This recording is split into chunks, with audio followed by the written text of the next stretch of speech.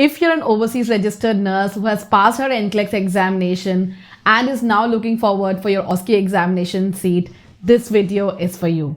Hi friends, this is Jessin from EdulogiX, where we teach you logic behind things. Welcome to my channel where I try to teach you well-researched, useful content which will help you to start your nursing career abroad. Make sure to check out this video till the end, as I have included a bonus tip which will help you plan your OSCE preparation strategically. So for an easy explanation, I'll discuss about both the scenarios. Number one, if you are inside Australia, you're an onshore applicant and you are now waiting for your OSCE seat, what you must do. So the step one is, first of all, you need to pay for the IQNM OSCE examination fees, which is 4,000 AUD, by going to your IQNM dashboard.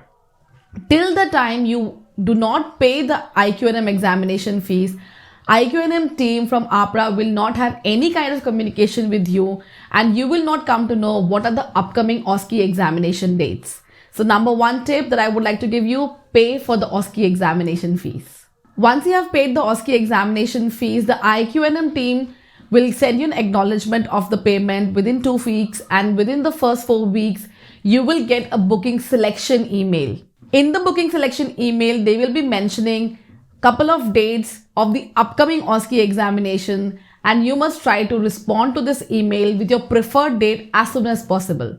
My tip here for you is that please check your emails regularly every day so that you do not miss this email, because the booking of the seat is completely based upon first paid, first come basis. So you must try to promptly reply to the email with your preferred date. After the IQNM team has received your preferred date, they will finalize everything, and if your preferred date fits the schedule, they will get back to you with a booking confirmation email, which will have all the details about the venue of the examination, time and date of the examination, and other important things that you must go through. Now let's talk about those nurses who are outside Australia, or whom we call offshore applicants. Now for you, there are some added steps in this procedure. So first of all, you also should be paying the OSCE examination fees, which is 4,000 Australian dollars, to help you have the whole communication from AHPRA smoothly.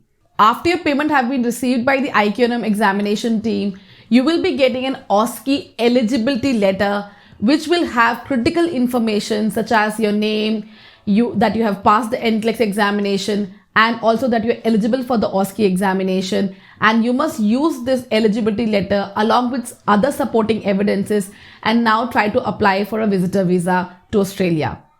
In this letter, the IQNM exam team has clearly mentioned that international nurses who are coming for the OSCE examination must submit the valid visa before 3 months of the scheduled examination date. So a tip for all of you, try to apply for a longer visa, probably 12 months. And of course, it depends upon the immigration officer who will be checking your application, and it's up to them how much duration do they approve, whether they approve 3 months or 6 months. But from your end, you must try to apply for a longer duration visitor visa. Once your visitor visa is approved, you have to submit your visitor visa document to the IQNM exam team, who will now send you a booking selection email. In the booking selection email, they will tell you a couple of options and couple of months when you can take the examination. Again, promptly respond to this email and tell them your preferred date. And if your preferred date is available, you will get a booking confirmation email. Congratulations, your OSCE seat is booked. Now you can start planning your other logistics such as travel, accommodation, etc.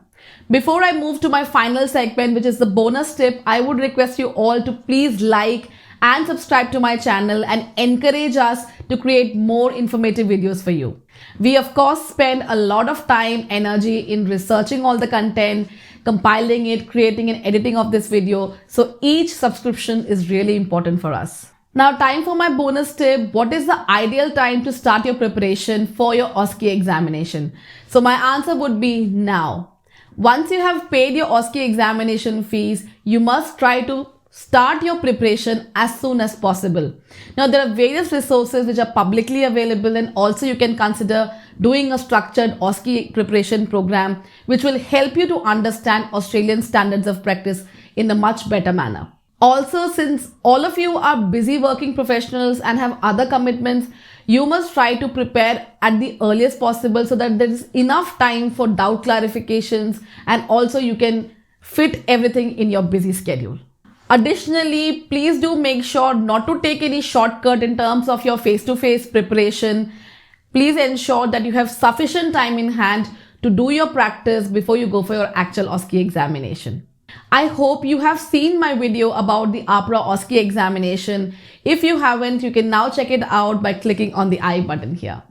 If you have any questions about OSCE examination, preparation, courses that are good, or even your visitor visa or other visa application, you can get in touch with me anytime via my website, email, or contact number. I will leave all this information in the comment section below. So that's a wrap up for today's video. I hope you enjoyed it. If you did, don't forget to share it with your friends. Until next time, stay safe and stay happy.